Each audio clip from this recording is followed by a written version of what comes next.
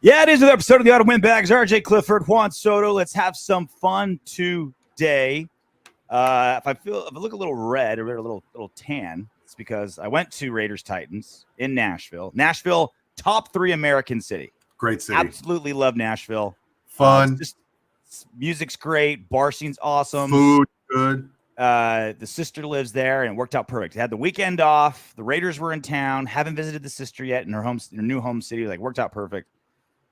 That Nissan Stadium, trash. Garbage.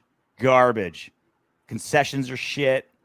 Maybe it also didn't help that it was like 87 degrees and we were just like staring right at the sun. Like I'm just sitting there like shirtless, just like using my shirt as just like a rag, just like trying to squeegee off my face, sopping up your face. Yeah. So and we got there Saturday night, went to the game Sunday, so just got back this morning.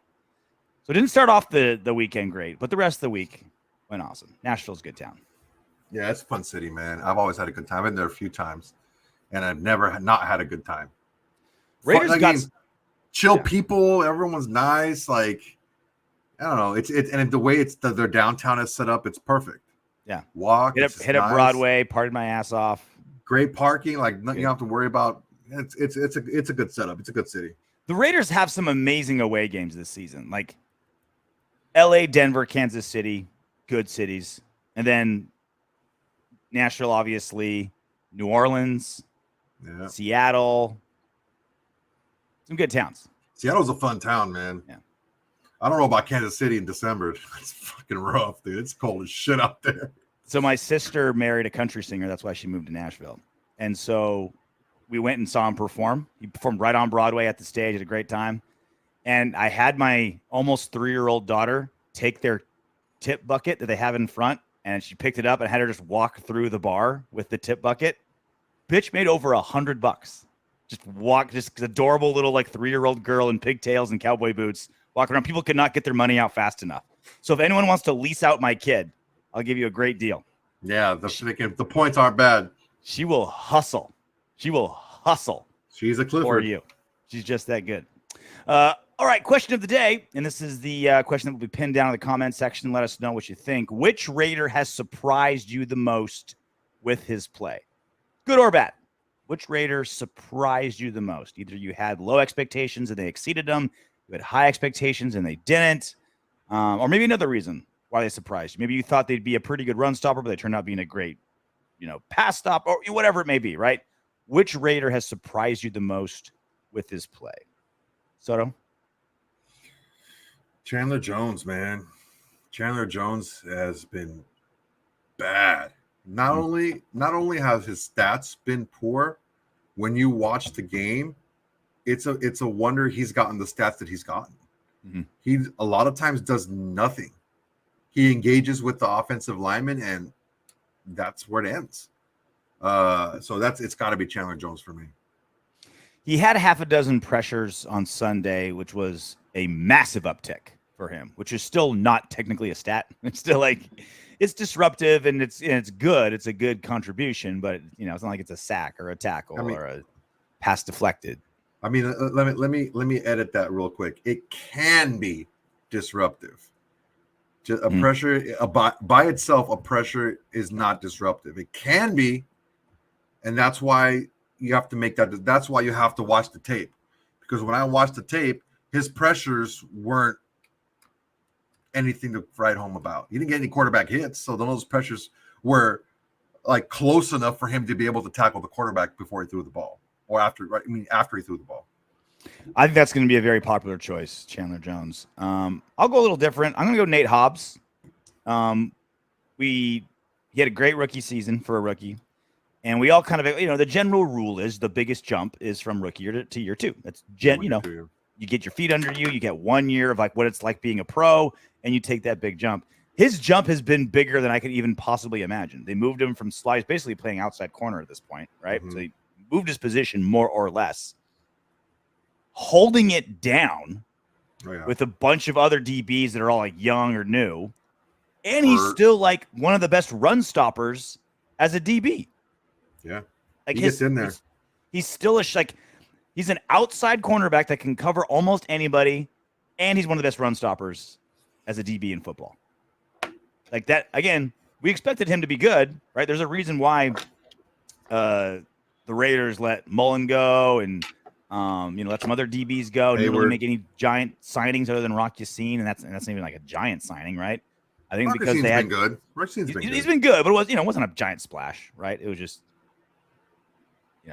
we just basically took him off of the Colts' hands more or less, so they can take Yannick's contract money or take that tab. But yeah, as I had reasonably high expectations for Nate Hobbs, and they even exceeded that. Yeah, he's been really good. He's strong. He was one of the best in the league statistically last year, and I don't see him slowing down at all this year. All right, so that's the question. Which Raider surprised you the most with his play? Let us know. Comment section. You know the drill. All right, well, it's time for the good, the bad, and the ugly. Raiders moseyed on into Nashville along with the Clifford crew and walked away a loser. 0-3. Yeah. The only 0-3 team in football. Technically the worst team in football based on pure like standings, if you will. I don't think they're not the worst team in football, but technically by standings they are. But still a lot to like in this game, even though we still couldn't get it done. So start it off, Soto. Yeah, I mean, ultimately, yeah, we are the worst team. However you want to look at it. A team can be great on paper, but they got to play. And the teams that beat us only have one win, and it's against us. Every single team that we've lost to, they're all 1-2, and each one of their wins was against us. That goes to show you that, we're 0-3, but it's not. We played well. Well, guess what? None of the teams that we've lost to have beaten anybody else. So it goes to show you we've been playing really, really bad. So we're gonna start with the good. We're the chick that has taken the virginity of like 4 dudes in college. It's like these are a bunch of dudes who like couldn't get laid in high school, and she's finally like boning them all. We're that hoe bag. God damn, it's bad. Just taking loads from a bunch of virgins. I don't know about all that, but it is pretty bad. That's a good analogy, Soto. Don't write it off. I think it's okay. We're going to start with the good, like we do every single time. All right, the good. Derek Carr, 303 yards and 2 touchdowns. So good job there for Derek Carr. Best game of the year for him. And even stuff you don't see in the stat line. Like he was moving in the pocket so much better this game than he did the last 2, evading, rushes. And we'll get to the ugly, but that should have been 4 touchdowns for him, right? Could have easily been 4. Yeah. Could have easily been 4 touchdowns. And also, I'm going to give him the no turnover applause because the interception that he had, 100% on Waller. 100%. Perfect pass right into his hands. It wasn't a kind of 50-50 ball or kind of a tough catch. No, it was perfectly in his hands, in stride, in the end zone. Volleyball set interception. Back-to-back games for Derek Carr with no turnovers that were his fault, which is amazing. Like, how often do you have back-to-back games with no turnovers last season? Like it doesn't happen. Earlier in the year he did it, yeah. But hopefully week 1 was an eye opener for him, and he got his shit together, and he's like made the adjustments. Yeah, initially I said it was like an 80-20. I kind of softened on that to like a 90-10. There is something to be said for situation and defense and ball placement. You would want to in a perfect world. First, I want to say this: Darren Waller should have caught that ball. I want to get that out there. In a perfect world, that ball would have been lower, so Waller could protect himself after he catches the ball, and the screaming linebacker would not have come into play. That's where the ball should have gone in a perfect world, but that ball should have been caught 10 out of 10 times. If it were lower, Waller's head would have been lower. It would have been helmet to helmet, so we could have gotten a penalty. But also probably Waller being concussion protocol with the rest of our team. We'll get to that later. No, I don't think so. It's not an arguable fact here. The ball, when in that instance, the ball should be lower. But we have more. Maxx Crosby was the man. He led the team in tackles with 9 for the defensive end position, 5 solo, 2 tackles for loss, 1 quarterback hit, 1 forced fumble. Maxx Crosby was all over the place, as he always is. And I think we are seeing before our very eyes someone kind of transforming and pushing through into that superstardom. The most consistent player on our team. I guess you can count Daniel Carlson. If you count kickers, then maybe it's a neck and neck race. But he's the one guy that you can count on every single week. Oh, we're going against a run team. Still count on him. Oh, we're going against a passing team. Can still count on him. Like, no matter what the situation is, he will produce. Like, he will be disrupting plays. And that's a sign of what should be a good defense, when your defensive end is leading in tackles. Not your safeties, not your corners, not a DB. The guy with his hand in the dirt leading in tackles. That motherfucker's making plays. Yeah, and that kind of leads me into the other good, our second half defense. We allowed, for the second time, we allowed no points in a half. And the second half against the Titans, we allowed 0 points. So great job for the defense there in the second half. Josh Jacobs didn't get a lot of touches, as many touches as we would like, but good game. 13 carries for 66 yards. That's like 5 yards a rip. He had 5 catches for 31 yards, 6 yards a catch. And he was sick all week. Didn't even show up till like the day before. I think if he would have been, a little bit more plucky, he would have gotten the ball a little bit more. But I mean, what else do you want than 5 yards of carry and 6 yards of catch if you're a running back? So good job by Josh Jacobs. I wonder if McDaniels is trying to keep Jacobs fresh for the long season because he's so injury prone, or if he just doesn't trust anybody else. Because we're just not running the ball that often, even when Josh is having good games. Like, when he's got momentum and doing well, he's just not doing it. Well, I mean, we also fell behind. We gave up 3 touchdowns in 3 possessions, the first 3 possessions in this last game. So, I mean, considering that, he ran the ball quite a bit, considering that the first 3 times out in the field, the Titans scored a touchdown. So, still a great job by him. Hopefully his volume goes up and his production stays the same, so he can get more yardage out of his touches. Mack Hollins, Jesus Christ, career game. 8 catches, 158 yards and a touchdown. He was, not only was he open, he caught passes when he was covered. He caught passes off of people's backs, off of people's heads, over his shoulder, where I had no clue how. If the sun was positioned where you said it was, I don't know how he caught that ball. But man, Mack Hollins comes through big time. He was flagrantly PI'd on that touchdown catch. Like, yeah, that dude was all over him.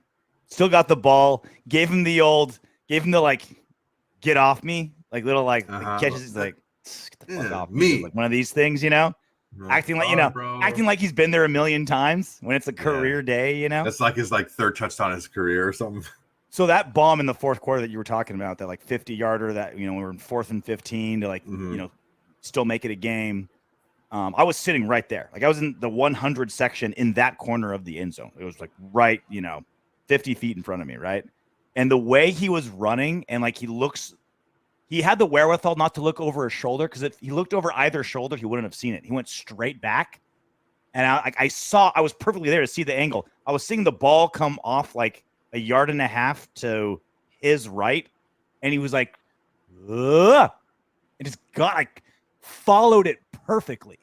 Like, literally the opposite of a Zay Jones. Like, Zay Jones can't follow the ball at all. He just kind of goes. It was like, zoom, just zeroed in on it and made this catch, like the most impossible catch to make in football, where you're just looking, you're not having a true line of sight. You have to adjust as you go. That's why they pay him the big bucks, man. Yeah. Excellent work. How crazy it if Mack Hollins is like that good, on top of having Hunter, Darren, and Davante, and Mack just like, you can count on him for 150 yards if you need him. Well, he is that good. He's shown he is. He's already shown us what he can do. So does he have to have 150 something yards every game for us to say it was a good game from him. No, he has to produce in when his number is called. He's got to do what we've seen he can do, which is make the play, not just run the route, but make the play happen. Speaking of making the plays happen, Daniel Carlson again, perfect, 3 for 3 field goals, 1 for 1 extra points. Didn't kick anything out of bounds. Daniel Carlson, good to you, sir. Another perfect day for our kicker, our all-world kicker. There's only 3 people on the Raiders where I can say we cannot improve beyond this person. Davante Adams, Maxx Crosby, Daniel Carlson. Those are the only thing. Sure. And we have some really good players that I don't want to get rid of, right? But is Denzel Perryman the best linebacker in football? No. Is Hunter Renfrow the best slot receiver in football? No. Carlson, Max, Davante. I would not trade them for anybody. Yeah, I'm just super impressed by Maxx Crosby, man. Like we're seeing it right now. We're seeing his development. This is, how a guy that's a superstar. This is, if they don't come on the scene like that, like if they're not like a Micah Parsons, right? Mm-hmm. This is how they do it. They start doing one thing really well, and that one thing leads to other things being done really well. What was the thing on Max? Oh, he's a pass rusher, but man, he's too small. He can't stop the run. Nope. Can't say that anymore because he's got tackles for loss. He's got quarterback hits. He disrupts running plays where it makes other guys. So he's like a defensive tackle. What he does, he breaks, he ruins the running play, and other guys are able to make the tackle. So you can't say that about Maxx Crosby anymore. He has a well-rounded stud on defense at defensive end. All righty. There's the good. When you have good, you also got to have bad. Duality. You know about duality? The duality of man. I don't know what it is, but I know it's a thing. Yeah. There is no good without bad. There is no bad without good. So you got to have the good. You got to have the bad. Okay. Our first half defense, as good as the second half defense was, the first half defense, not so much. It wasn't all against the run either. We'll get to a couple of these things, but I don't know why Patrick Graham had us in that zone. Tannehill was shredding that zone up.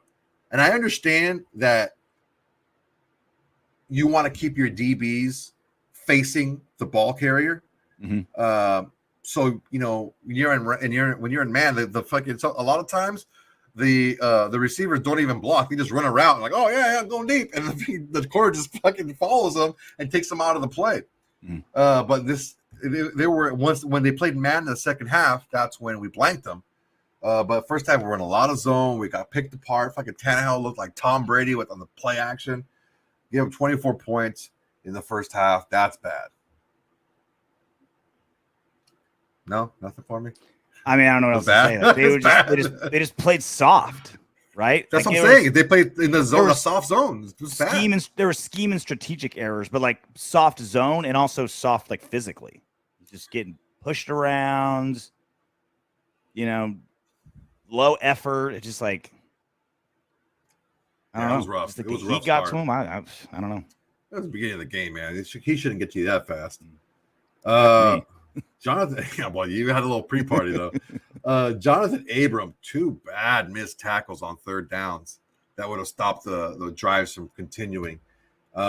Ultimately, they were in the second half, and those drives didn't lead to points for the Titans. But you have to take a look at the time the Titans were able to eat off the clock that kept us from giving more chances and more opportunities to score.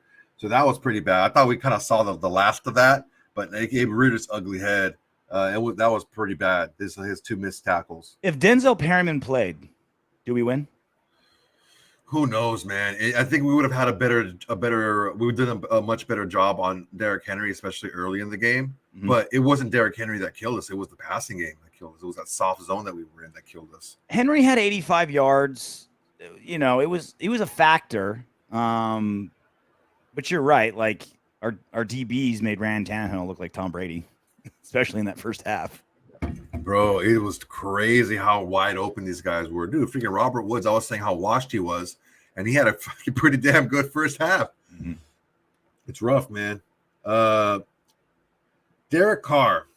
Now, he wasn't good for the stats that I said, but Derek Carr had a sub 60% completion percentage and a sub 7 yards per attempt. He threw the ball 44 times to get those 300 yards. Mm-hmm. And I don't care who you are as a quarterback, sub 60% completion percentage and sub 7 yards per attempt, that's pretty bad. Rory, I'm upset that Rory's not here because Eluemunor, his boy, 2 more freaking penalties, 1 more at the goal line. This guy is the new Leatherwood with his goal line penalties. Him and Parker, he all rolled into one. So Eluemunor's got to clean that up, man. He's not that good of a player that he's going to continue to get consistent playing time making these kind of mistakes. It was the first time that the Raiders just stuck with their 5 offensive linemen. And so it may be Eluemunor moving forward. Very well may be. I mean, once James comes back, I think Parham did a good job, man. Parham can slide into that right guard role, I believe. And they really like Thayer Munford for whatever reason. I don't know, but that could be still a platoon at right tackle. But yeah, making those mistakes, it's just you're not, some stud offensive lineman. We'll take him not allowing a pressure if he gets a couple penalties type of thing. Like, he's not that guy. Mm-hmm. All right. We heard the good. We heard the bad. Now we got to have the ugly. Darren, I don't have a C on my freaking uniform anymore. Waller. He dropped 2, maybe 3 touchdown passes. 2 for sure. The one that was kind of that mix-up between him and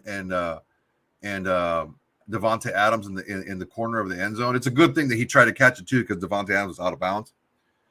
And then the other one, which is like they went off his hands and got intercepted. Those are 2 drop touchdowns.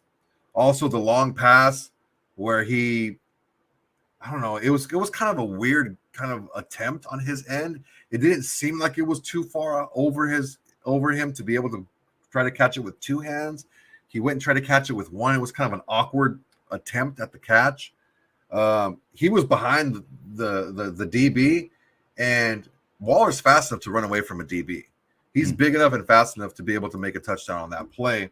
So that's why I say he dropped 2, maybe 3 touchdown passes. That's ugly. After you didn't see it on the broadcast, but after that first drop, Carr's waiting on the sideline, and Waller's coming in, hands on his hips, kind of head down, like he just dropped a touchdown pass, right? Carr gives him puts his hand out, tries to give him a high five. He's like, "You got this," blah blah blah, and Waller just kind of kept his head down, just kind of like limply put his hand out, touched Carr, and just kind of walked back out. I don't know what his deal was.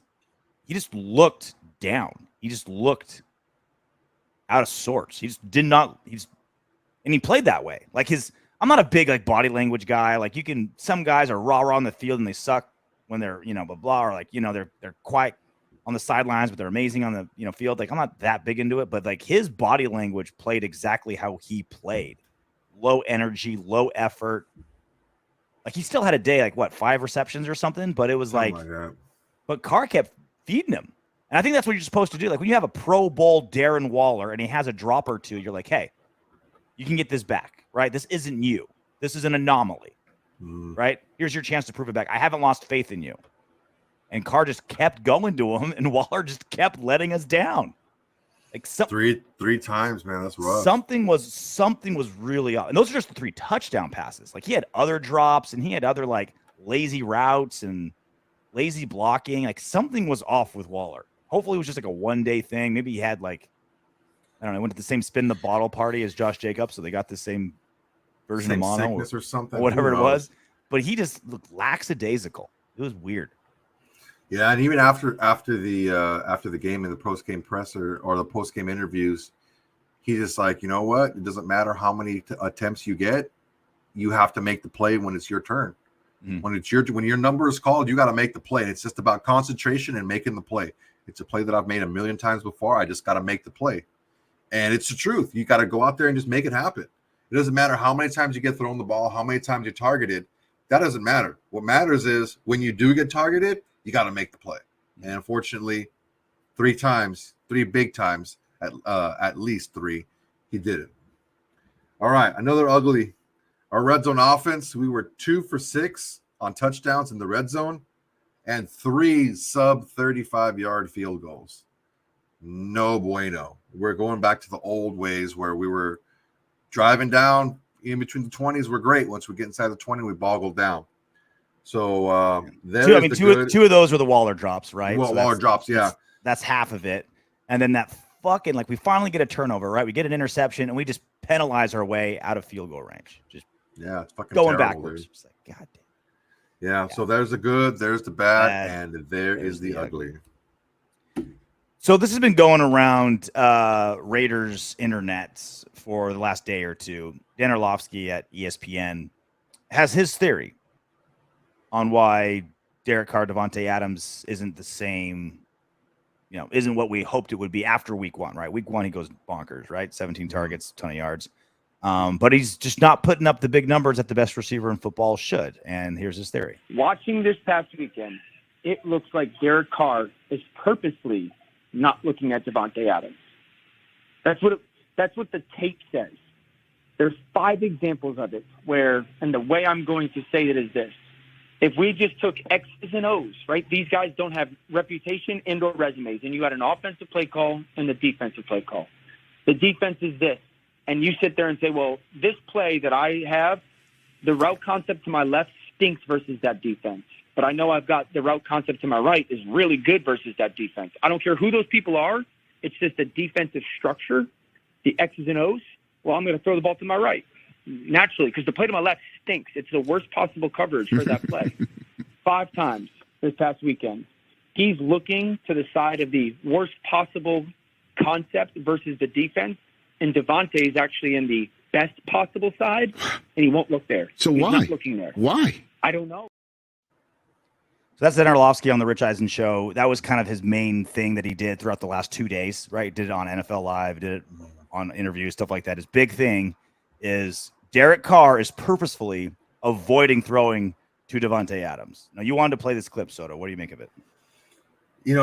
And I see that he did have 10 targets in the game, and this is where stats are misleading, because it's not about the amount of targets that you get, because they could have been like Orlovsky said, it could have been the wrong move or the wrong throw with that route concept to throw it to Davante Adams. So it would have been better to go to somewhere else. It's about the quality of targets that you're giving him, because he only had 5 catches under 40 yards. So it wasn't like he lit the world on fire with those 10 targets. So it's not about the targets that he's getting. It's the ones that he's not getting, on top of the fact that those are the ones that should be the correct throw. I can see maybe feeding him the ball more, even if it's a bad throw, because it is Davante Adams, but you never want to not throw him the ball when your route concept and the defense dictates that he should be your primary target. So do you buy that, what Orlovsky's theory is, that Carr is purposefully avoiding Davante?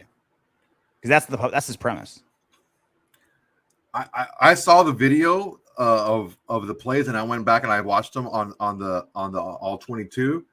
And I think that he has a, because I think the call is the call, and regardless of defense, we want to, or not, certainly we're not regardless of defense, but this play is supposed to go to this person here. Mm-hmm. I don't think he's adjusting for the defense because the play is supposed to go to a different person. And as a quarterback, I feel that you should be able to adjust off the defense, even if, let's say, for example, the head coach is saying, well, we want to go here with this ball. Well, the defense is telling me different, and that's why I should go here. And when that guy that you should go to is Davante Adams, even more so, you should go to him. You shouldn't feed a ball to the wrong area just because that's where it should go, because the defense can maybe dictate that you don't go to that area. And that's what I think he's trying to say. So by purposefully not going to him, I think he was told to go to a different area with the ball. And he said, okay, well, I'm going to go where I'm being told to throw the ball, regardless of what the defense says. So this is a coaching issue or a Carr issue? Because if he's being told, don't read the defense, do this, then that's a McDaniels thing. If he's not making the right read, that's a Carr thing. Because I think the idea that he's purposely, I think Orlovsky saw those 5 or so plays and like tried to make this whole premise out of it and this whole theory out of it. He had 10 targets. He had 17 targets in week 1. He's not actively avoiding throwing to Davante Adams or Orlovsky. That's absurd. Yeah, I agree insane, with I agree right? with that being absurd. That's absolutely absurd. So that's why I was like, I wonder where Soto's going with this, because you requested this clip. I'm like, does he actually believe Orlovsky here? Because I think that's absolutely absurd. But then that's the schematic question, right? Is Carr being told, all right, we're only 3 weeks into this new system. We're all still learning. Receivers are still learning. You're still learning. Let's keep it simple, right? First read, go. Or this is where we're going pre-snap, right? Mm-hmm. Then that's something that McDaniels has got to work out and figure out to get to Davante. Or if Carr is just missing him, that's very un-Carr. Like, Carr is great pre-snap, right? Even his biggest, even people that his biggest critics can say, like, no, pre-snap, he's good, right? Yeah. He can read blitzes. He can see what the coverage is. He said, oh, Davante's going to be open. I'm going to do hot route. We're going to make that move, right? The Carr's good at that. So something's being lost in translation, because it's one thing for Carr to fumble. It's one thing for Carr to not react to pressure well. Carr making errors pre-snap is not Carr. There's something going on. Something that is Carr, though, is being a pleaser. And yeah, he'll do whatever his coach says. I don't know that Josh McDaniels is telling him, you have to go here and this has to be your number one read, because he's been around long enough and he's good enough to know, yeah, the defense can change where we go with the ball. Mm-hmm. I just think there's some miscommunication there, because I find it very hard to believe that McDaniels is going to say, this is our predetermined look, we have to go here, when that's not Davante Adams, number one. Number two, we have known, and Carr has admitted himself, he even said, as a Twitter response to Orlovsky, I'm going where I'm being told to throw the ball. Well, that's what he said in the presser this week, too. Yeah. Well, you know what?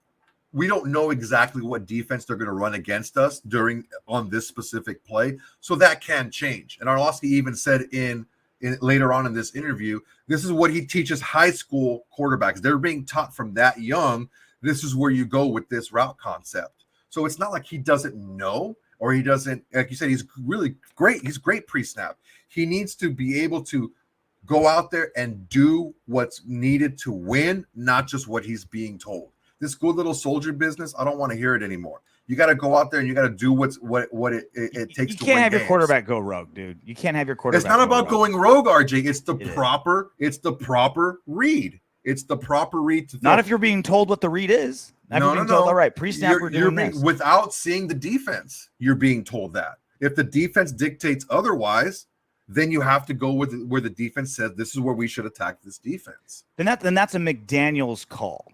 Then McDaniels has that's to recognize. Not necessarily the case, RJ. Then McDaniels has to recognize that Carr has great pre-snap ability. Let him use it, because it's costing us open routes. Know that. Look, that's where I say there's the miscommunication, and we don't know. It's easy for me, who isn't the biggest fan of Derek Carr, to say that, yeah, he needs to do X, Y, and Z. And it's easy for you to say, who is a really big Carr supporter, to say, oh, yeah, it's Josh McDaniels. But we don't know. We don't know what's going on in there. But what we do know is there is some miscommunication going on. So, the silver lining to this is in McDaniel's presser today, he made it sound like, and again, he's never going to show his hand. It's always cryptic and it's always generalities. Mm-hmm. And I forgot the exact verbiage, but he said something along the lines of,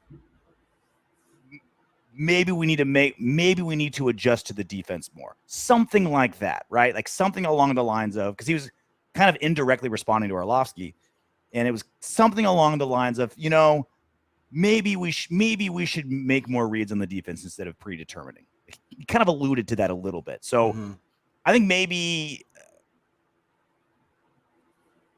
I think the error here, and I don't think it's an error, I think it's a standard byproduct of a brand new system, brand new wide receiver. You don't have Hunter. Waller's not playing well. All right, let's keep this simple, right? Let's keep it real simple. This is what we're going to do, right?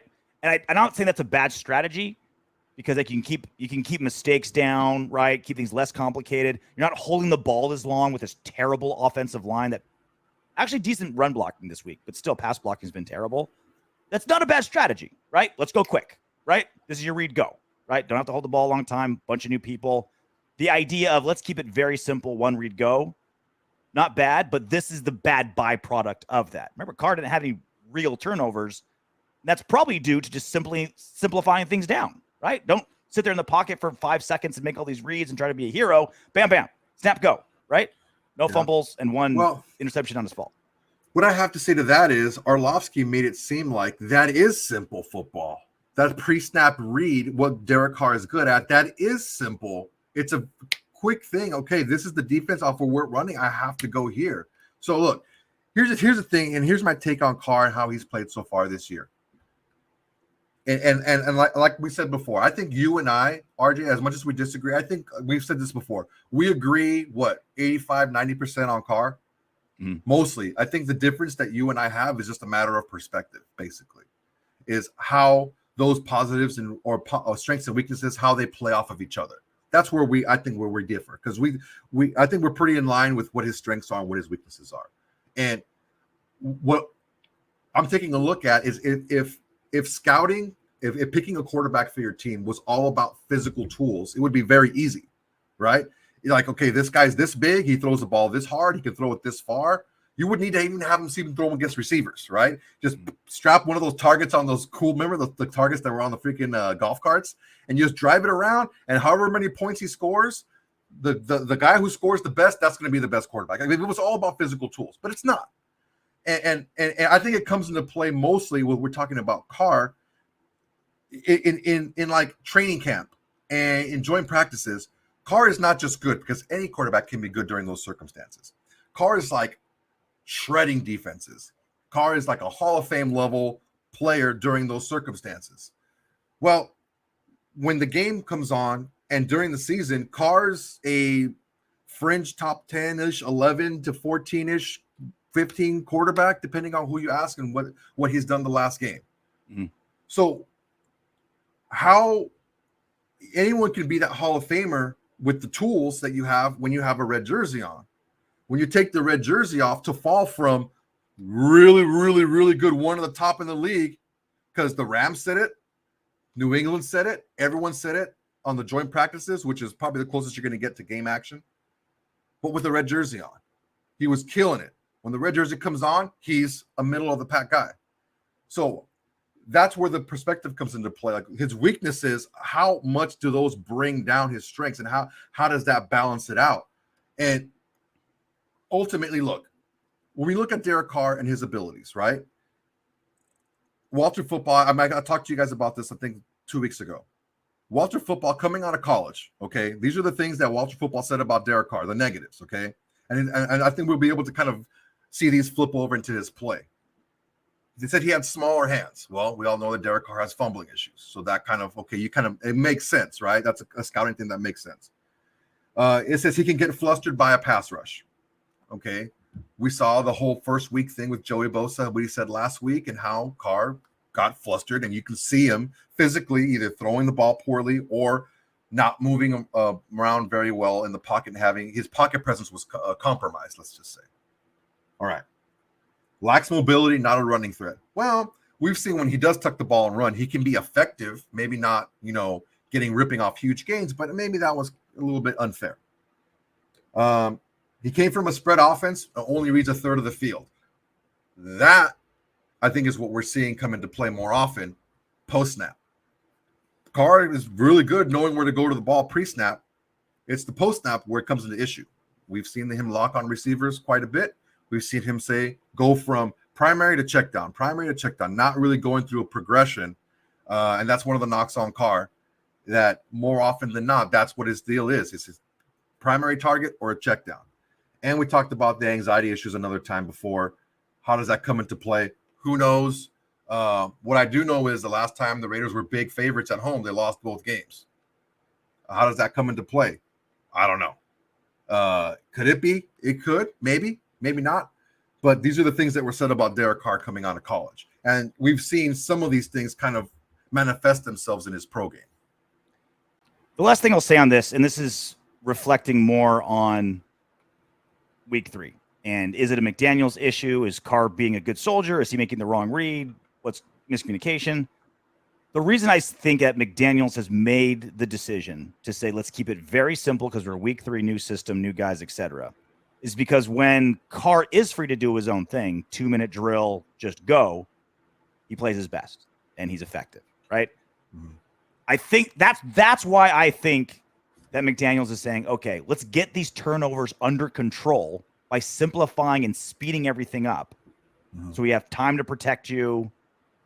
You don't have to like sit there in the pocket behind this terrible O-line and get beat up and get flustered and fumble and throw picks. Let's be quick, read, go.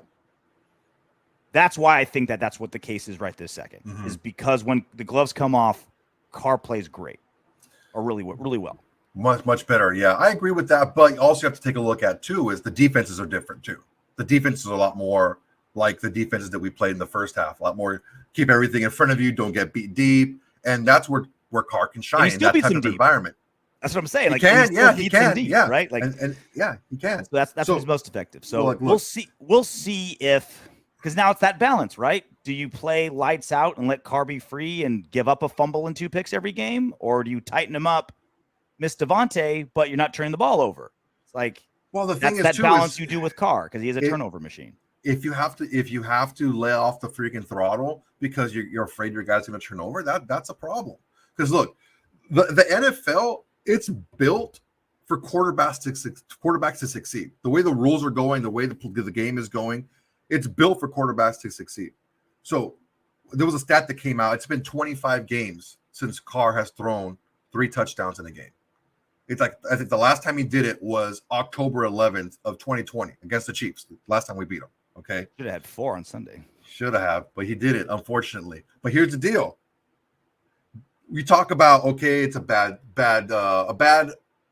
environment for him. Bad coaching, a lot of different coaches, a lot of this, a lot of that, weapons, defense, this and that. Well, how do you explain the Jets in half a season have had 3 backup quarterbacks throw 3 or more touchdowns in the game? Joe Flacco did it in week 2. Because it's a random stat. Like 3 touchdowns can happen. No, it is very random. It's not a random stat when you haven't done it in almost. Wait, hang on a second. These are stats. You're a stat guy. He hasn't done this in over almost 2 years. He hasn't thrown touchdowns. So these are poor decisions made, and Orlovsky pulled it up. He said these are, and I showed you a clip of the Arizona game. I don't know if you saw it or not. I did kind of make a shitty comment to you when I sent it, but those were also missed opportunities by Derek Carr where we could have maybe moved the ball a little bit more. Okay, so look, Flacco threw 4 touchdowns in week 2. Mike White taking over for Zach Wilson threw 3 touchdowns. Mike White throws a touchdown in the first quarter, and Josh freaking Johnson, who played for 3 NFL teams last year, threw for 3 touchdowns in 3 quarters. That's my point. It can happen to anybody. It's a random stat. But it's not indicative of quarterback. No, it's not really. It is when you don't do it. Just having a random quarterback do it, that's random. But when a quarterback doesn't do it and he plays and he starts all 25 of those games, that's a problem, RJ. That's a big problem. Then honestly, I think that the worst thing to happen to the objectivity of Raider fans as it goes to Derek Carr is Matthew Stafford getting traded to the Rams and him winning a Super Bowl. I think that's the worst thing that happened to the objectivity when it comes to Derek Carr, because that was a quarterback that was compared to Derek Carr a lot. Oh, they're a good quarterback and it's been a bad situation, and just get them in a better situation and they'll be better and they'll be able to win. And Stafford moved from a bad situation to the Rams, which was a good situation, and he won a Super Bowl. But guess what? The comparison wasn't a player comparison. It was a situational comparison, because when it comes to Derek Carr and Matthew Stafford is, and will always be a better quarterback, much better quarterback than Derek Carr. He was the number 1 quarterback coming out of high school, number 1 quarterback coming out of college. And I even made a stat. I looked at a stat. And I was, okay, we talked about Derek Carr and his bad defenses. So let's take a look at Derek Carr's 8 seasons and the defenses that made the playoffs that year. how many points did they allow a game? The average of all those teams in all those seasons was 23 points per game. When a Matthew Stafford defense gave up 23 points or less, when you multiply that percentage out for 16 games, at the time it was 16 games, he has 11 and a half wins, whereas Derek Carr was like just over 8.4, I think it was. So even when his defense performed so your two knocks on Carr are the 3 touchdown random stat and one you made up. That is no. It's okay. Look, it is. RJ, I'm not trying to make this personal, man. It's not personal for me. This is what the stats tell us. What happens with Carr, and you are driving this bus, is that he's been on shit teams and he takes all the blame. That's what it is. It's not. That's not what it is, RJ. It is. You're shit teams and he takes the blame. You're trying to make this personal, RJ, against me, that I'm driving the bus against, and I'm not. I'm giving you numbers. Orlovsky is showing you footage of tape of him not making the proper reads. I'm showing you numbers, and I'll tell you this. Here's the $1 million. I've seen shitloads of tape of Aaron Rodgers missing Davante Adams last season too. The $1 million wide open Davante Adams that he misses. Like, it's not just Carr. Is Carr talented enough and consistent enough to be the solution for your team? Because here's the problem. Here's the problem in the NFL. The problem in the NFL is the salary cap. Okay, that's the problem. The problem is the salary cap in the NFL, because that gives you an incomplete, imperfect team because of the salary cap. Because you have to spend money in different areas. Sometimes guys don't pan out, and you have to deal with the money or whatever. You could only spend so much. Thank God it exists. Otherwise, it'd be the Rams, the Cowboys, and now the Broncos with everybody. Just having all the money. But that is the problem, and the solution. If your quarterback is good enough, he's your solution. He covers all that stink. And we've seen teams that had quarterbacks that were more accomplished than Derek Carr then teams have moved on from him because they've seen that this is not the guy. So look, it's really easy to say, okay, the first game he threw three interceptions. Yeah, that's on Carr, whatever. Okay, let's move on. But the second game, it's very easy to say, you know what, Hunter Renfrow, he fumbled twice, and that's why we lost the game. But no one wants to take a look at the fact that Carr threw for sub 50% completion percentage in the second half for 42 yards, when he could have, because I send you that tape of improper reads that he made again, where he could have moved the ball and he didn't. So he put his team in that situation to be in overtime by his play in the second half. It's easy to say, and he's also driven the ball and had receivers, tight ends drop the ball in the end zone. Like, it's gone both ways. Like, he's put the team in positions to win before. Yes. Okay. No. So where did he put the position in the second half? How do you put the position for the team to win against the Cardinals? He put that team in a position to lose that game. He didn't put that team in a position to win that game. Against the Titans, he scored 20 points in the first half. He did a lot to put that team in position. But the game is 2 halves, RJ. And what we're looking at here is Orlovsky showed you with the Titans. Yeah, he had drop passes, and I put those on Darren Waller. He dropped those touchdown passes. But you also saw where there was plays that should have been made that weren't being made. So you have to take a look at you can't just take a look at stats. You have to take a look at the stats and the gameplay. And I'm telling you right now, I don't know that he is consistent enough to be the solution, because he's shown us that he hasn't been. The team let Carr down on Sunday, not the other way around. He outplayed his line. He outplayed his tight end. The team let him down this time on Sunday, and that's undeniable. Not the same every game. I'm not saying that. I'm not going to agree that I'm not going to agree to that. That's undeniable. I'm not going to. It's undeniable. The biggest thing. Well, how can you deny everything else I've said? That they have all been facts. But they're like weird, innocuous ones. Like, you got this boner for like 3 touchdown games is like this super important stat to you. It's not big. It is an important stat when you're not scoring enough points to win, RJ. When you're kicking field goals and your red zone percentage is terrible, that is a good stat to look at. When it hasn't been done in almost 2 years, when the game is set up for quarterbacks to be successful. Even the red zone issues was a Gruden issue, because Carr was great red zone before. And now it's drops is the issue, and the other time it's McDaniels is the issue. Well, guess what, RJ? He's had 5 coaches, 6 coaches, all these different things. And I'm not trying to make this personal, but you're trying to goad me and you're trying to get my goat. to try to come at you. I'm not going to come at you personally. I came at you with facts. I came at you with stats. So am I. I came at you. No, you're coming with Carr's been great in the red zone with every coach but Gruden. Correct. That is a I would stat. not. Okay, where state your sources and tell me how. Well, look at his red zone percentage. We've been over this. No, the Raiders' red zone percentage pre-Gruden, Carr's time, we're good. That's not correct. I'm telling you right now, from what I've seen, because look, it's easy to have a bad defense when you have a lot of 3 and outs. It's easy to have a bad defense. It's easy to have a lot of comeback victories when you didn't put away games sooner than you should have. When you should have put away games earlier in the game and you didn't. That's when it's easy to have a lot of comeback wins. And that's one of the things that a lot of Carr fans and Carr backers want to hang on to. But the fact is, he also creates those opportunities for himself. You should not lose games if you're a legit starting quarterback in this league. If you're one of the guys who can take your team and a guy that you can bank on, you should not lose games because of your play. In 2 weeks, we've lost games because I'm not going to even talk about the Titans game. Let's just put that to the side. Every quarterback loses games for his team sometimes. The very best quarterbacks do it too. You're putting a weird standard on Carr. It's not a weird standard, RJ. It's not a weird standard. He's a 500 quarterback, man. He's a 500 quarterback. He's been a 500 quarterback. He's not the answer. We've seen it so many different coaches, so many different schemes, so many different weapons. The same issues he had in college, he has in the pros. Never had a good defense. New scheme every fucking 45 minutes. You can make these are facts. These are stats. All these are the facts. Excuses you want, RJ.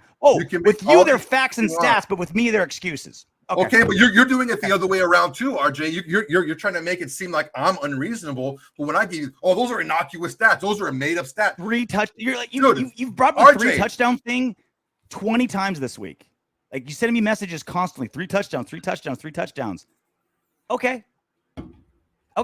He doesn't throw enough touchdowns, RJ. For a team that passes enough to get almost 5,000 yards to not have one game.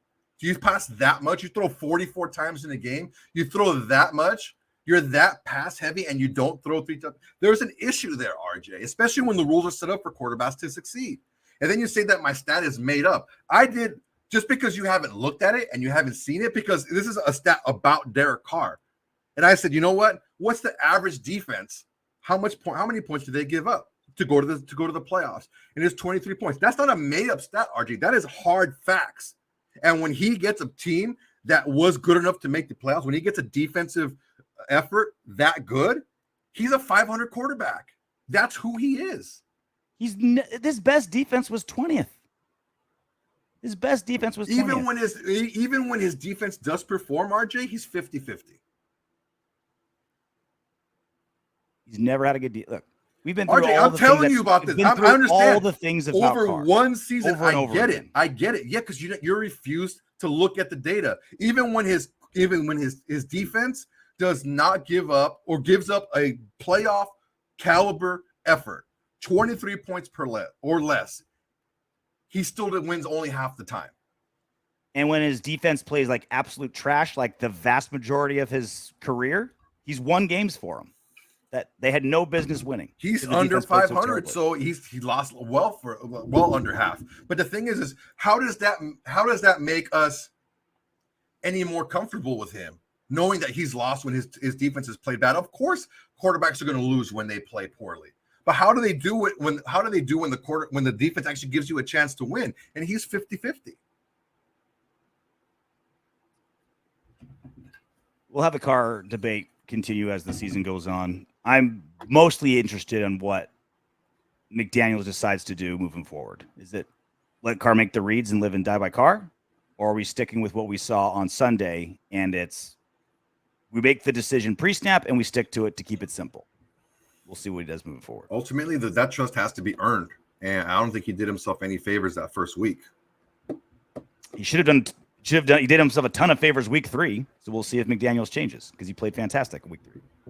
So let's talk about McDaniels, because use these words, RJ, like fantastic. He was not very good, RJ. Awesome. He threw the ball 44 times. That's why he got 300 yards. And he should have had 4 touchdowns. And he shouldn't have had any interceptions. And he didn't fumble. And he led the team fourth quarter to within a fucking pube of winning a game that they weren't even in. But his heroics kept them in it. And why were they in that game, RJ? Because the defense blanked the opposite defense team. gave 24 points. See, look, 24 points. So in the fourth quarter, you want to give Carr all the credit, but you don't want to give any credit to the defense who blanked them in the second half. No, because they put the team in a hole and just got that hole a little bit more full. They didn't get them out of a hole. They dug a hole, and it's like, all right, we're not gonna keep digging it deeper and deeper. Let's get to McDaniels, because of course you want to get to McDaniels because that's the guy that you blame. We just did 30 minutes on your Carr rant. We were already an it's hour into the podcast. Rant. You see, these are the type of words, RJ, that you like to use. Like, he played a phenomenal game. He played a fabulous game when it wasn't a phenomenal game. It wasn't a fabulous game. And you call what I said a rant? How was that a rant? You're very condescending, RJ. I'll tell you that right now. Because this was your topic. It was this was your clip that you wanted to play. And we did 30 minutes on it. Exactly. And how was that a rant? Am I throwing shit, running around? No, I'm giving. I was very calm the entire Rants time. aren't bad. Rants and radio are awesome. The thing is, RJ, it's the way you use it, man. It's you're using it to dismiss me, to dismiss my opinion. If I'm dismissing you, Soto, you would know it. Stop it, RJ. Now you're dismissing me again. You're right. See, now you know it. That was a dismiss. Oh, RJ. We did 30 minutes on the thing you want to do with What Carr. does it matter how fucking long we fucking talked about it, RJ? Because we're an hour into a 1 hour podcast. We have three more things to get to. You like to just put your little spin at the end to discredit a lot of the shit that I said. Just because you don't agree with it. I was transitioning to Josh McDaniels because we have a Josh McDaniels topic. We still have to do Raiders Broncos and what up Windbags, and we've been doing an hour. Do you want to just keep doing this, or can we keep going? What would you like to do, Soto? What would you like to do? I would like to have a podcast where you're not trying to just discount what I'm saying by saying stuff like rant and all those other things. Every time I try to say something, it's a good thing in radio, Soto. Dude, say you might feel that way because you're in the business. The people listening aren't, and it's a big difference. I think they enjoyed your rant. I did. I mean, yeah, you enjoyed it because you wanted to poke holes at it. So what would you like to do next? I mean, we can move on. I'm saying it's like this. It's not fair that I understand. Like, and other things too. Like, dude, you said that Derek Carr had an amazing game against the Cardinals. What? I didn't say that. Yes, you did. You put it. No. Against the Cardinals, you put an amazing half. An amazing half. Okay, look, I changed it. I changed it on the YouTube description. I changed it because it said Carr had an amazing game when he just had a okay game because you put the both halves together and it was just an okay game. Under 250 yards, 2 touchdowns, under what was it like? Well, if you want to peel back the curtain, the description and stuff like that is just for SEO stuff. Like what we say on here is what we're doing. The description shit's just SEO stuff. No, because it doesn't need to be amazing game because I understand where we're going with this, but no, man. It's like little things like that, dude, really freaking bug me because I'm not polished like you, bro. I haven't been doing this for a long time. And I feel like when I put something out there that's valid, that people who know more than football than both of us put together, like Dan Orlovsky, put something out, you just poo-poo it because it doesn't fit your narrative. And I'm like, poo-poo it. We did 30 minutes on it, and you agreed with me that his theory was bunk. I didn't say that. What are you talking about? Yes, that Derek Carr his theory was Derek Carr is actively trying to avoid throwing to Davante Adams. That was his basis. That's what he said. That was the headline, right? Okay, and we both agreed that was wrong, right? Okay, what I'm saying is this. What I'm saying is there is the like you said, the SEO click. That's the SEO click shit. What he's really showing is balls that should have gone Davante Adams' way, whether his name is Davante Adams or not. They should have gone there, but it just so happens to be Davante Adams, and they aren't going there. And there's a reason for that. And he put that on Derek Carr because he says, I coach my quarterbacks in high school to be able to make these reads. That's what I'm saying. And we both agreed that it's probably a miscommunication issue, right? Now, I think it's a little bit more McDaniels saying, all right, Carr's a turnover machine. Let's simplify and quicken it. Right. That's my theory on why. But we both agreed on most of that thing. But we why both is agreed that his premise was wrong. And we both agree that miscommunication is the primary culprit. We sort of disagree on how that materializes, which is why, like, I don't feel like you listen to my words. I think you remember how you feel when I say them. And there's a big difference. I don't know. I do listen because I respond to you, RJ, because we're having a back and forth when you say stuff. I'm not like clueless and saying things that are off the wall. I mean, I'm in the conversation with you.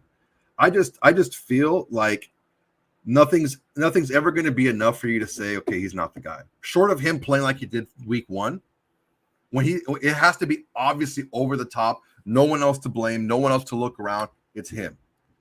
And I think there's nothing he can do good that's making you say, let's not get rid of him. Let's use him. And also, and here's the other like major part of this conversation that we rarely ever go to.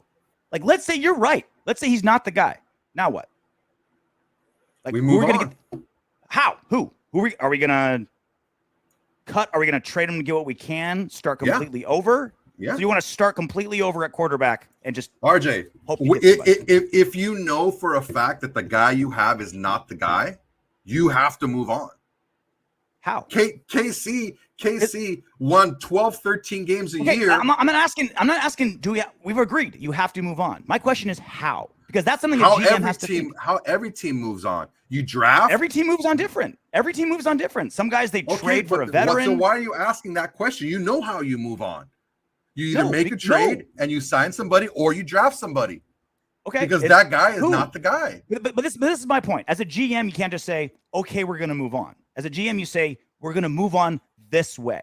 We have to move on with a plan. Either we see this quarterback's contract's up, we're going to make a move. We see someone coming up in the draft we want to grab. We think this guy's super undervalued. Like, there needs to be a plan. One of the above. Grab one of the above. But you any one of them work. But you can't take moving on from a quarterback so dismissively. Like, fuck it, we'll figure it out. I'm not dismissing it, RJ, because you put the work in to get to that solution. To get to that answer. The answer is the guy we have is not the guy. So why are we going to keep banging our heads against the wall when we know? We've already moved on from that. We've already in our hypothetical. We've already agreed. In our hypothetical, we've already agreed. Why are we arguing how? Because you know how. We sign somebody or we draft somebody. That's how teams move on. If you're a GM, you don't say somebody. You say this guy. I want that guy, or I think this guy's up. The Raiders went and they scouted off. They scouted the Florida quarterback. The Raiders were at that game. They were one of the 3 NFL teams that were at his game. There are scouting guys, RJ. They're always scouting guys. There's always a plan to move on. What I'm saying is when you identify that your guy is not the guy, that's when the plan goes into action, because you're always scouting, you're always looking. If you had a plan to move on from Carr, I would love to hear it. Say, hey, we can get a better quarterback than Carr, and I have a plan that'll work. I swear to God, Soto, I would be like, let's hear it, because I've said it every time. I'm here to replace and improve every single position. Mm-hmm. Every single position on the Raiders roster is up for grabs if you can get somebody better, minus Davante, Maxx, and Carlson. And Carlson, yeah. We have 50 players. And maybe and fucking what's his name? Fucking punter. God damn it, what's his name? He punts a lot. I mean, shit. The fuck's his name? Cole, yes. Yeah, that's another guy that you can't really get better on. And so and I stand by that. That's not a slogan. That's not like a hypothetical. But the thing is, you're expecting that to happen day one. So if we draft the guy, RJ, a plan needs to start day one, right? The plan needs to be in action day one. And if you have that plan, I would love to hear it. Like, if you're like, hey, this is how we move on from Derek Carr. This is how we're going to get a better quarterback than Derek Carr. We've targeted these 3 players in the draft that we want to get. And we feel that those players have a higher ceiling than Derek Carr. Because Derek Carr, I'm not saying this is truth or not. I'm saying as the GM, we've seen Derek Carr's ceiling, and it's not enough to get us where we want to be. He's not a big enough of an eraser to erase the problem that is the salary cap. But these guys that we've identified, we feel that they can be the guy. So we can go ahead and target one of these guys in the draft and build from there. So that's the basis of this of the issue, because one, I think we can win with him. We have one with him. He's a 3-time Pro Bowler, throws for 1 million yards. We know what he's good at. We know what he's not good at. We can work around it. We disagree on that, but we've been to the playoffs twice in 8 years. Yeah, with literally the worst defense. When half ESPN ranked the Raiders 2010 to 2020 defense the worst defense of the decade. But you can agree that there are things like in the second half of the Cardinals game, there are things that you can do to hurt your defense offensively, and there are things that you can do to help your defense offensively. So it's not just about his defense being bad. What if they're being put in bad positions, RJ, if you want to play the what if game? What if the defense is putting the offense in bad positions? Because there's way more data and evidence that the defense has been dragging the team down the last decade than Carr. It's insurmountable. Like, it's ridiculously bad how bad our defenses were. The Gunther years and the thing is, look, when you take a sheet off, that's not a true representation of what a quarterback is. Does he have a strong arm? Yes. Can he move around in the pocket? Yes. Can he throw the ball accurately? Yes. But there's degrees to it, RJ, and those degrees are the degrees that how big is your eraser now? How accurate are you? How consistent are you with that accuracy? You have a strong arm, but how strong is that arm? Those are the things that make somebody a better prospect with a higher ceiling than someone who just ticks boxes. And I think Carr does a really good job at ticking a lot of boxes. But I don't think that his ceiling is super high where he's going to be that huge eraser who can take care of a lot of problems. And every team has those problems, and that problem is a salary cap. You can't spend for the best of everybody. You have to weigh so many things, right? You're like, all right, maybe we think these 2 or 3 quarterbacks can be better than Carr. Maybe they will, maybe they won't. What are the odds, right? What's being in quarterback purgatory worth? Because that's essentially what we're risking, right? If we're wrong, and we're in quarterback purgatory and we're fucked, right? Yeah, and I get it. That's what we're gambling against, right? And that's a big gamble. And I'm not willing to make that gamble when we have a 3-time Pro Bowler. First off, let's gamble. We can't look at Pro Bowlers anymore as a measure of somebody who's really good. Whatever measurement you want to make. A guy who threw 4,000 yards 3 years in a row. Whatever, like, pick an accolade, right? Pick your favorite accolade of Derek Carr.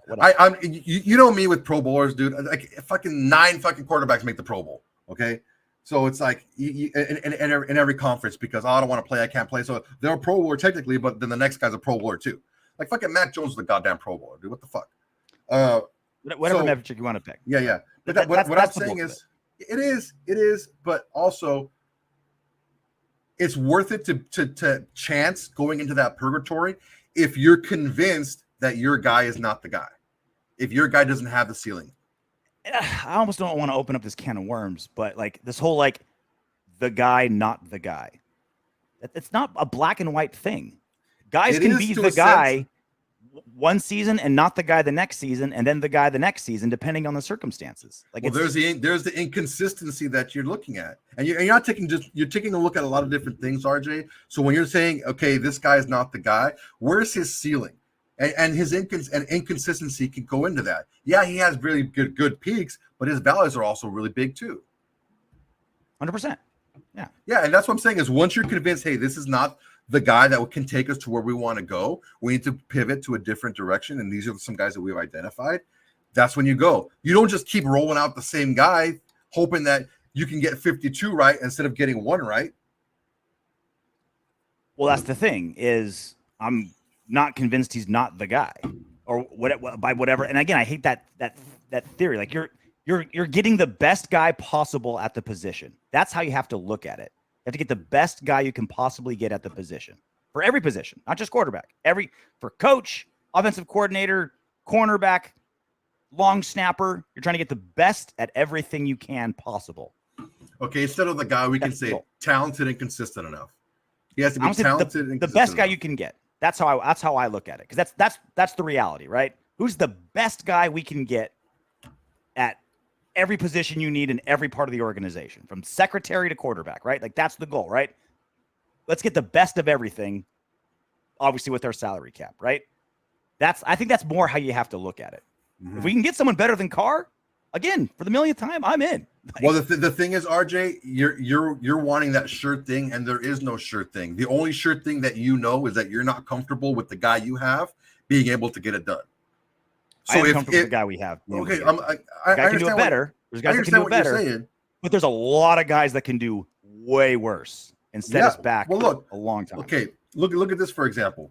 Josh Rosen was picked 10th by Arizona, and the next year they picked Kyler Murray. Was Josh Rosen a young quarterback who was feeling through? He didn't have a very good team around him, who was feeling his oats and trying to make his way in the NFL? Yeah, but they identified, dude, we gave up some big capital for this guy, a top 10 pick. But you know what? He doesn't got it. We identified it early that this guy is not the guy. Once you identify, then you pivot. Now, was Kyler Murray a sure thing? No, he wasn't a sure thing. We've seen number one picks bomb before too. But they identified that it's whatnot in the inverse. Daniel Jones. Kyler Murray wasn't a sure thing, but he was a no-brainer. If you have the number one pick and Kyler Murray's there, you make that move because it's like the value of that guy at that position. It's like too valuable. And also Rosen, like it was proven he was a fuck up, right? Like lazy, didn't, you know what I mean? Like partied, like that's other parts of it too. So it's but like also too, look at the Giants. The Giants stuck with Daniel Jones instead of getting Justin Herbert. Justin Herbert was right there for him. They could have had him the following year, but they didn't. If we had the number one pick and there was another Joe Burrow or someone there, like hell yeah, let's do it. But the thing is, we don't know these guys are going to be Joe Burrow, dude. You have to take the chance if it's there. It hasn't been there for the Raiders, is my point. Like what they haven't tried, RJ. There have been quarterbacks available to draft that they haven't gotten because for whatever reason they don't want to draft another quarterback. I've said before, I'm down to draft a quarterback. But if you draft a quarterback, RJ, you have to spend some legit capital on a guy. You can't just spend a freaking fourth rounder on a guy. You got to spend some legit capital on a dude.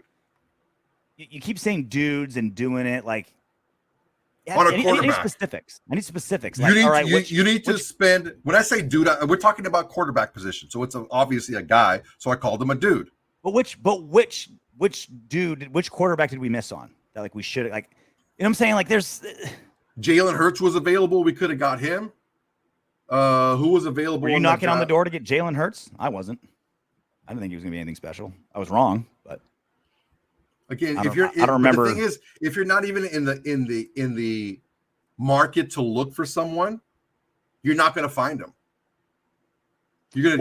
That's just bad GMing if you're not trying to improve every position on your team at all times. But I don't think well, who knows? Who knows the Gruden may? The Chargers aren't spending a first or second round pick on a quarterback anytime soon. They're just not because they're not in the market for one. Okay. Same thing with Kansas City's not spending a first or second round pick on a quarterback anytime soon. Hell, the Broncos aren't either. It's like they're set at quarterback. I don't even have to worry about spending this type of capital on a quarterback. So when you're set on that guy being your guy, then you're not going to use that kind of capital. There have been guys available that we could have had, but the thing is, you have to identify that your guy is not going to be the one to be able to get it done for you, and that's what I'm saying. You're saying that there hasn't been anyone available. There has been, but there hasn't been anyone who's been worth the chance of quarterback purgatory. We know this guy's going to be better than Derek, and sure enough, we're willing to risk quarterback purgatory. And again, I still think Derek Carr can win us a Super Bowl. I still think that. I don't. I know you don't. I don't. Let's do what up Windbags. We still have a great Josh McDaniels conversation that we need to do. We still got to preview Sunday's game, but we're up against it. So let's do what up Windbags, and we'll do some special YouTube stuff through the week. Steven Richardson, wasn't he a running back for us? Steven Richardson? I don't know. Steven Richardson? No, something with a T. Trent Richardson. Yeah. I've been hitting the head a lot, but I got something in there. What up, Windbags? Stevie Richardson. There has been one thing consistent in all three losses: us not running the ball. Someone text McDaniels that if you run, the wins will come. I mean, it's not that simple, but that is true. What's the one consistent thing that's been with these three losses? We haven't really ran the ball a lot. And we knew going in it was going to be a passing team, right? That's where our assets are. That's where our money is. That's what McDaniels does. But the way things are shaping out, specifically with their O-line, that's atrocious at pass blocking. I'm not going to say good at run blocking, but better. They're a better run blocking unit than a pass blocking unit. Josh Jacobs is playing well. Hell, we've got 6 running backs on the roster. It's all about starting better, man. Because things up. Weeks 1 and 3, we got behind, and we just couldn't run the ball because you can't. It's not all about getting chunk plays when you pass the ball a lot. It's about moving the ball down the field and not taking up enough time. Not taking up a bunch of time because you only get so many possessions, and if you're already behind, you can't keep running the ball over and over again. The last 2 games weren't that bad. The Titans scored 3 straight touchdowns. We went touchdown, field goal. Like we were behind, but we weren't behind insurmountable numbers. We weren't behind a point where you deviate from your offense, right? You're not in a we were never in desperation mode. We're only down 2 touchdowns at half. Like you still play your offense with a whole half ready to play. Like not until late in the fourth quarter, or is it like, all right, take the reins off, let's go. So I'm not buying that as an excuse for McDaniels. Well, here's the problem though. When you have Derrick Henry on the opposite side who can eat up the clock, that's a problem. When they had an 8-minute freaking or 7-minute drive, yeah, you do have to throw the ball because you're like, fuck, even though we're not behind a lot, these guys can eat up a ton of clock and be really effective at it. We have to score quickly. Greg Z123. Anyone else wishing Rich Bisaccia was still there now? I am. That's just silly. You're gonna want to give Derek Carr 9 years at quarterback, but you don't want to give Josh McDaniels 3 games. That's just silly. So this is where I am with McDaniels. Like, clearly, we're not moving on from McDaniels anytime soon. Like 3 games, let him try. Right, let him get things rolling. Right. But I do understand. Like we had something special. We had a formula that can win last season, and we blew it up.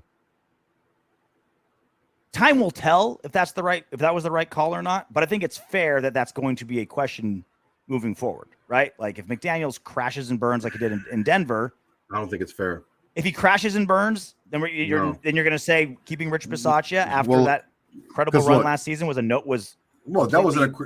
was an incredible run. But like I said at the end of the year last year, that team was that specific team. Those 4 games that we won in a row to end the season, even statistically, we shouldn't have won those games. For however reason we did, you cannot sustain success having a sub 50% win probability by your play. We had a quarterback that was turning the ball over just as much as he was throwing touchdowns. We had a defense that was okay, but not getting turnovers themselves. We were basically winning off of grit and the leg of Daniel Carlson. And unfortunately, if you're a fighter and you have a lot of grit and that's what you really base it off of, you're going to have a short career. You just inadvertently made the case to keep Rich Bisaccia. No, because RJ, because we were less talented than every team we played, and we won. You pull this out again, RJ, and it's not true. You cannot sustain success that way.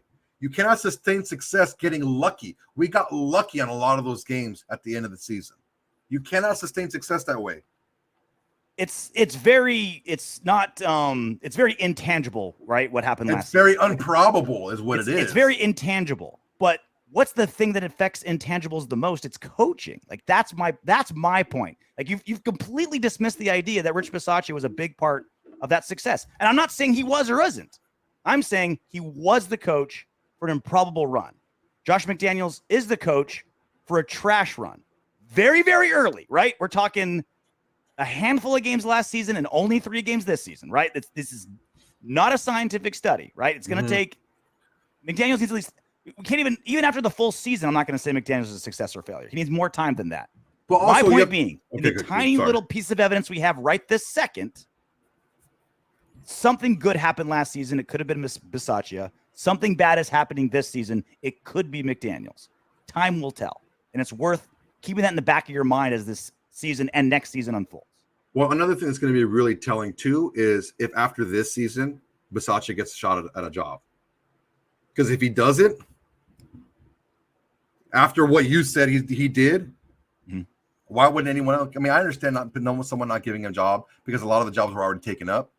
But if he doesn't get a job after this season, that goes to show you that maybe he just wasn't the right coach. I'm curious how many interviews he gets. Right? Yeah, that's something I want to keep track of. I'm curious on the number of interviews. If someone's going to like kind of kick the tires on Bisaccia. But again, I refuse to let you just completely dismiss that Bisaccia could have been the spark. Like it could have been. I don't know. I don't know for sure. You don't know for sure. He could have been. Richard Kidd. We need to beat Denver and Kansas City. We'll be right going into the bye, then 3 games to lower teams in a row. Let's say we beat Denver and Kansas City.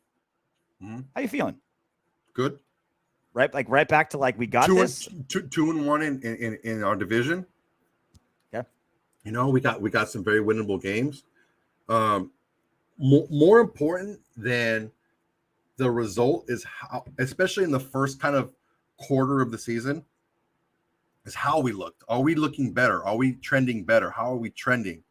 And if we win and we win by some fluke shit like fucking Arizona, how they beat us on a fumble and returned it when we were in fucking field goal range, like shit like that, that's not going to give me a lot of confidence. You know what I'm saying? If we win, like, okay, that was a strong game. Like Denver, we blew them out the first game last year. But you know what? The other game was 17-14. It was a tough game. But we pulled it out. Okay, great. We played well. You know, we're cutting down on the penalties. The things that we need to get better are getting better.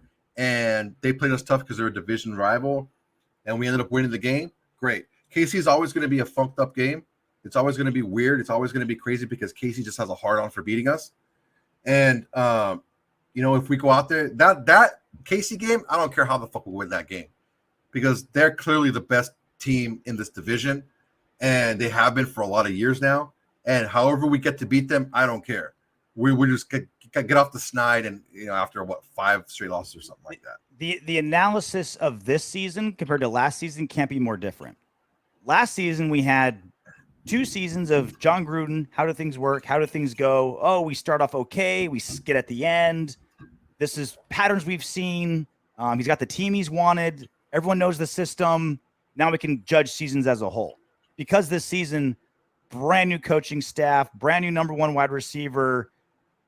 They're still it's almost it's not a new team every week, but it's a faster evolving team every week. Hopefully evolving good, maybe evolving other directions, right? So we could have been, 7-4 last season and know what that meant, know where we're going. Like the past could tell us what the future is on last year's team. I don't think the past can tell us the future of this year's team. It sucks we're 0-3 because now we're in a hole, right? Now statistically it's a 12% chance to make the playoffs. It sucks because we're hoping Josh McDaniels is the guy that can do this for us. We don't know, right? He hasn't done it yet, but he's right. That's what I hate about the 0-3 now. Not that, this is our team. This is a team that loses to those 3 teams consistently. It's like we're the team right now that does that, but we're constantly changing. Yeah, that's the glimmer of hope. Yeah, it's tough. Even if we win the next 3 games, we're still only at 500. That's the shitty part of losing these 3 games is we can go on a winning, which is 3 games is a winning streak. 2 games is like I wouldn't really call 2 games, but 3 games is a winning streak. We go on 3-game winning streak, and guess what? We're only 500. We thought this middle part of our schedule was the easy part, and we thought this first half was the hard part. We lost to 3 1-2 teams, and now like Jacksonville's a hard game now. Didn't expect that. Bro. Like Jacksonville plays hard, man. They freaking run the ball hard. They got some big freaking offensive linemen, and they don't mind freaking running up that score, dude. They don't mind. They don't not. That's one of the things that really pissed me off. It seemed like we were kind of being a little bit more conservative. Doug Peterson is not about that life, dude. He's like, nope, we're putting the foot on the throat and we're keeping going. And Trevor Lawrence is like, I lost enough last year for my entire career. I'm used to winning in high school and college. I want to win. I'm not going to let off the gas. And sometimes, you know what? You live by the bomb, you die by the bomb sometimes. And I don't have a problem with going for it and keeping your foot on the gas. Yeah. All right. We got some catching up to do this week, which just means more videos for you guys. Lucky you. We We got to do a preview of Raiders Broncos. I guess the closer we get to the game, the better the preview anyway, because we start figuring out the injury issues, because we got 3 starters in concussion protocol God damn. now. God only knows where that's going to go. Really good McDaniels. Yeah. Nothing new on Andre James? Just not playing concussion. That's all we get. God damn. He was fucking laid out flat, too. Yeah. Until then, knock on wood if you're with me. Congratulations for making it all the way to the end of our video. If you want Darren Waller to catch 20 touchdown passes next season and for Maxx Crosby to have 30 sacks, go ahead and subscribe and click the next video.